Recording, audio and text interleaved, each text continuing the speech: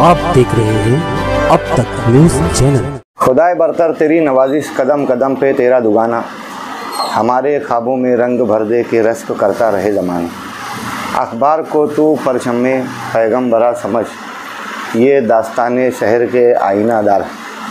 दोस्तों अल्हम्दुलिल्लाह सुम अल्हम्दुलिल्लाह, मालेगांव की सरज़मीन शहर अजीज़ मालेगांव हमेशा से ही सहाफ़त को लेकर बड़ा ज़रखेज़ रहा है। इस सरज़मीन से बेशुमार हमारे असलाफ़, जिन्होंने आफाकी शोहरत हासिल की, नस्र को लेकर, अफसानों को लेकर, कहानी को लेकर, इंसाइया परदाजी को लेकर और सहाफ़त को लेकर मालेगांव हमेशा ही पूरे आलम में अपनी एक मुनफरिद शनाख्त रखता है। अल्हम्दुलिल्लाह आज शहर में एक नए हफ्त रोज़ा अखबार फ़ख्र टाइम्स मालेगांव का इजरा हो रहा है। शहर की सहाफ़त में ये हफ्त रोज़ा अखबार कारामत तहरीक पेश करेगा और ये बात हमारे लिए बाइसे सआदत है कि इसका इजरा हुज़ूर मौलाना सैयद अमीनुल कादरी साहब क़िबला फरमा रहे हैं। हम इजरा के बाद इनसे सहाफ़ती मामलात पर गुफ्तगू करेंगे। दोस्तों आप ऑनलाइन हमारे साथ शरीक हैं। अखबार तादेर कायम रहे, ईमानदाराना सहाफ़त, सेकुलर अंदाज़ लेकर, अच्छी नफ्स तहरीर लेकर, मुस्बित पहलुओं को उजागर करते हुए समाज के लिए ये कारामत साबित हो सके, इसके लिए आप तमाम हज़रात से दुआए खैर की दरख्वास्त।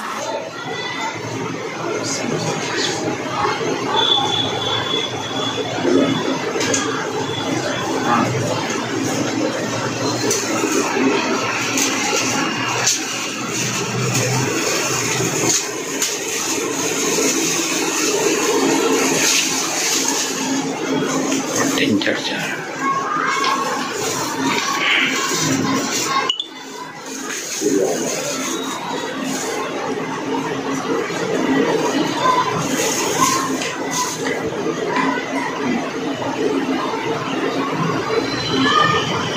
बिस्मिल्लाहिर्रहमानिर्रहीम नहमदुहु व नुसल्ली अला रसूलिहिल करीम, अम्मा बाद।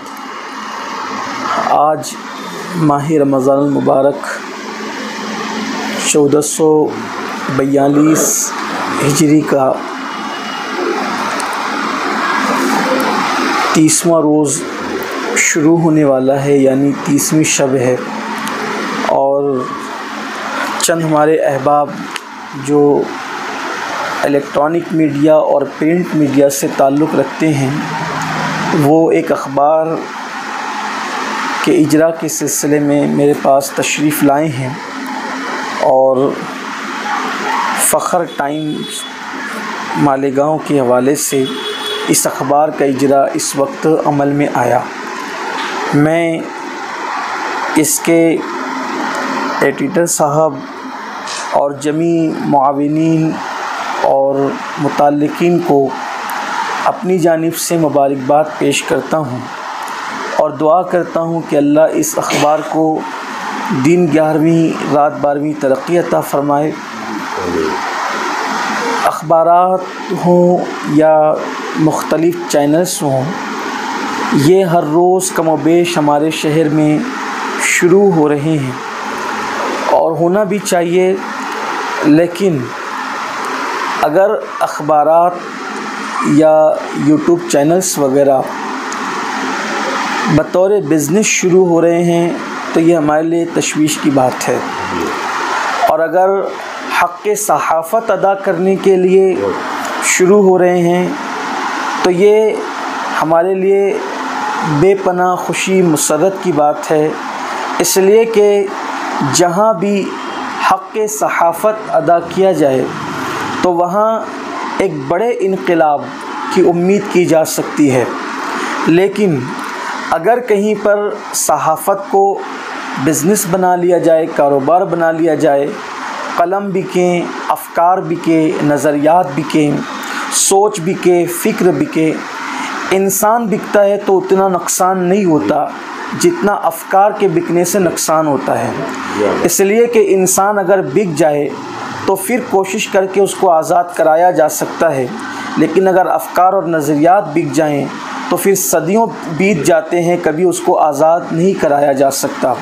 इसलिए सहाफ़ी हज़रात को इस बात का ख़ास ख्याल रखना चाहिए।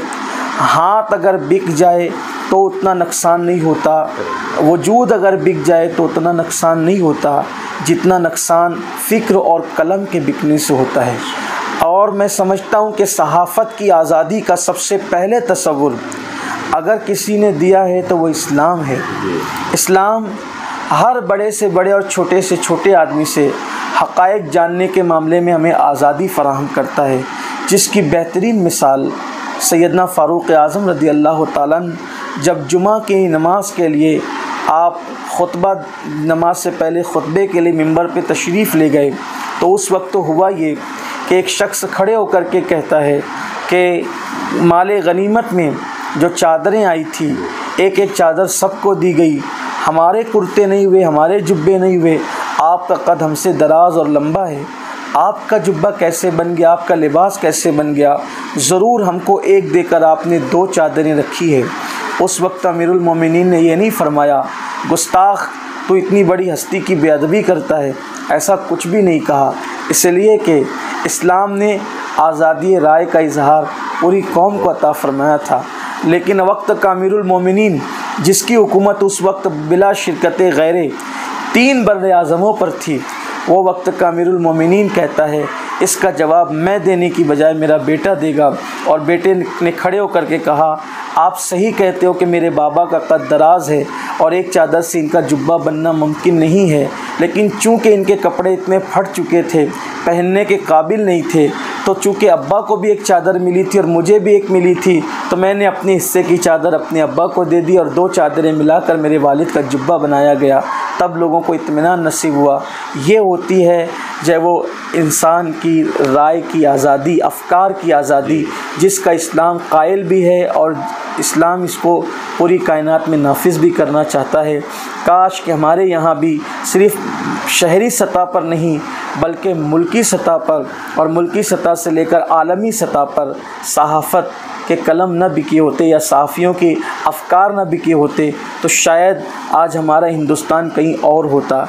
आज हिंदुस्तान के ज़वाल की कई असबाब में से एक सबब ये भी है कि अफ़कार बिक रहे हैं, ख़यालात बिक रहे हैं, कलम बिक रहे हैं। अल्लाह करे सहाफ़ियों को आज़ादी, ये इजहार का हक़ फिर से नसीब हो और कलम बेबाकी के साथ जो है मुकम्मल अपनी ज़िम्मेदारी को निभाए।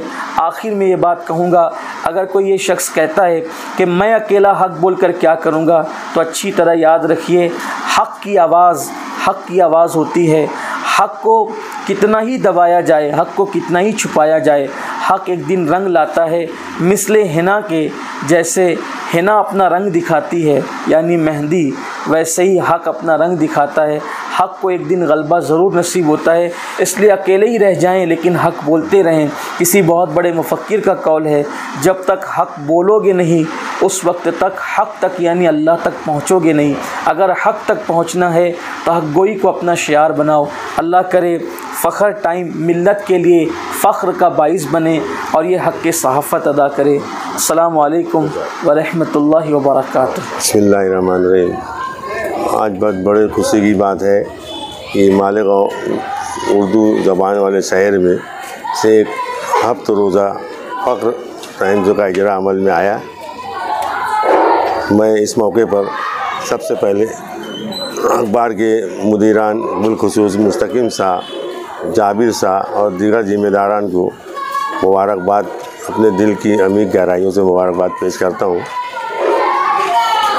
और दुआ करता हूँ कि ये अखबार तादेर चलता रहे और फल फूलता रहे और मज़लूमों की आवाज़ बनकर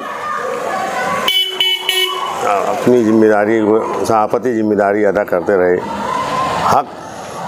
हक़ की बुलंदी और हक़ की सरबुलंदी के लिए ये अखबार हमेशा सीना सिपर रहे, किसी भी मसलियत पसंदी का शिकार ना होकर कौम मुस्लिम की नुमाइंदगी का फरीज़ा अंजाम देता रहे। इस दुआ के साथ मैं इस अखबार के तमाम ज़िम्मेदारों को एक बार फिर मुबारकबाद पेश करता हूँ।